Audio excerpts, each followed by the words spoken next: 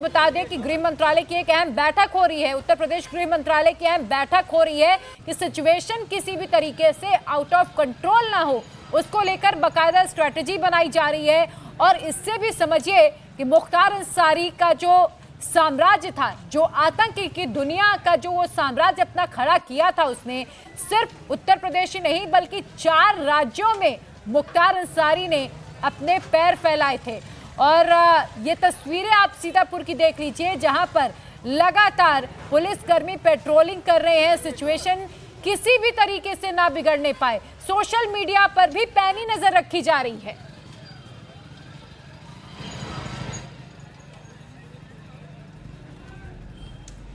पवन, आप अपनी बात पूरी करें। बिल्कुल, तो जिस तरीके से हम राजनीतिक और सियासत की बात कर रहे थे, तो कुल मिलाकर ये परिवार ऐसा रहा है जिसका आपराधिक इतिहास रहा। 65 से ज्यादा मामले मुख्तार अंसारी के खिलाफ थे। एक वक्त ऐसा था कि मामले 85 से ज्यादा थे, लेकिन 22 मामले इसलिए बंद हो गए क्योंकि कोई गवाही देने के लिए नहीं आया।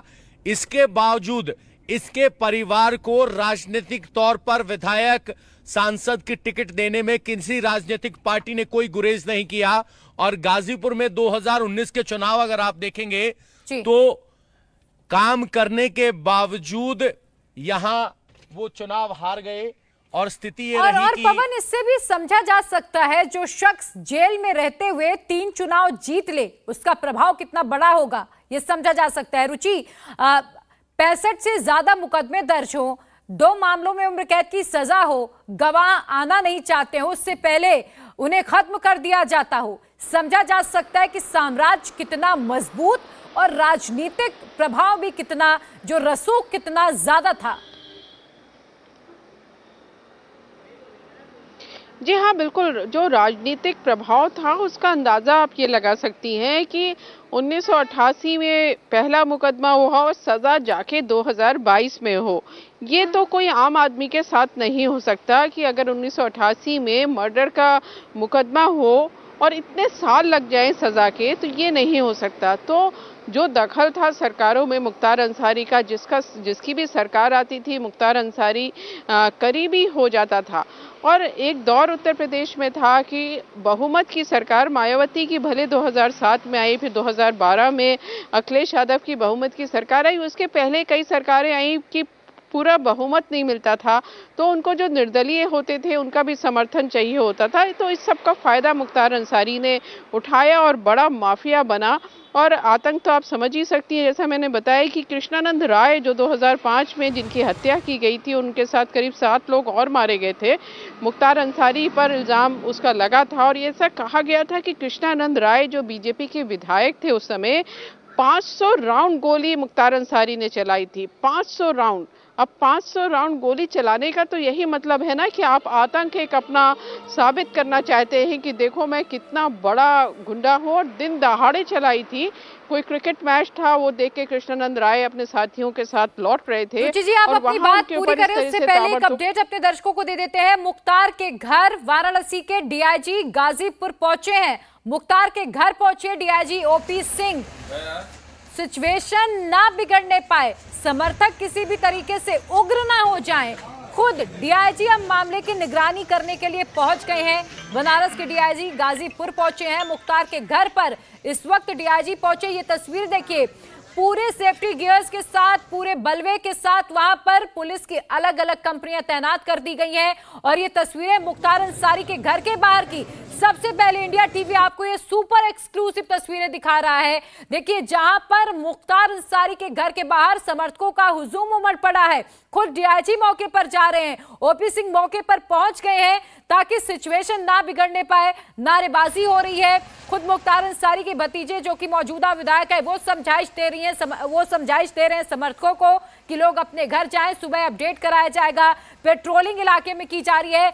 चप्पे चप्पे पर पुलिस की तैनाती कर दी गई है। लोगों को घरों से निकलने के लिए फिलहाल मना किया गया है। समर्थकों को कहा जा रहा है कि अभी आप अपने घर वापस जाइए, सुबह जो जानकारी मिलेगी उसी के हिसाब से ये फैसला पुलिस भी करेगी कि सुरक्षा को और किस तरीके से चाक चौबंद करना होगा।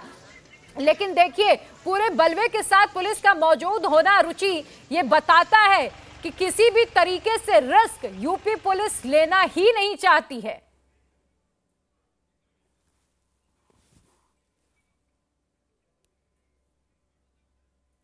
रुचि इलाका है, वहाँ पुलिस को ये है कि किसी तरह से हालात वहाँ पे ना बिगड़े, इसलिए आप देख रहे हैं कि मुख्तार अंसारी के जो घर है वहाँ पे पैतृक आवास है, वहाँ पे भीड़ बहुत ज़्यादा है, तो पुलिस पहुँची है और इलाके में वहाँ पे लोग ना जमा हो। घर वाले भी कह रहे हैं कि घर चले जाएं और पुलिस के आला अधिकारी पहुँचे। साथ में बहुत बड़ी तादाद में हमने देखा कि चाहे वो मऊ हो, गाजीपुर हो, सड़कों पर पुलिस है, सड़कों पर पुलिस है। लोगों को घर अंदर जाने को कह रही है कि किसी भी तरह से कानून व्यवस्था को कोई भी हाथ में ना ले पाए।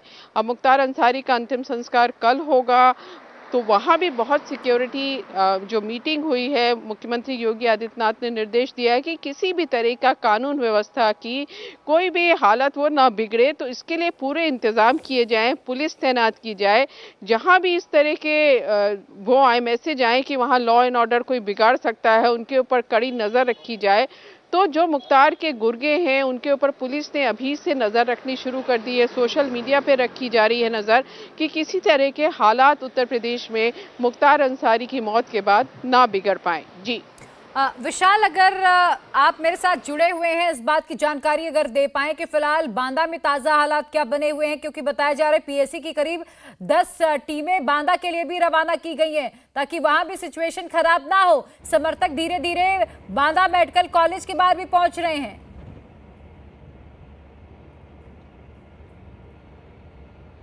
देखिए प्रिया, हमारी जो जानकारी है उसके मुताबिक गृह विभाग ने अपनी जो अब से कुछ देर पहले मीटिंग खत्म की है उसमें यही जानकारी दी गई है कि बांदा में जो प्रयागराज का एडिशनल फोर्स है उसको मूव किया गया है। 10 कंपनी पीएससी को लखनऊ से मूव किया गया है। इसके अलावा मऊ और गाजीपुर के लिए भी जो वाराणसी से यूनिटें हैं उनको मूव किया गया है ताकि जो ऐसे इलाके हैं जो कि संवेदनशील हैं या फिर अंसारी बंधुओं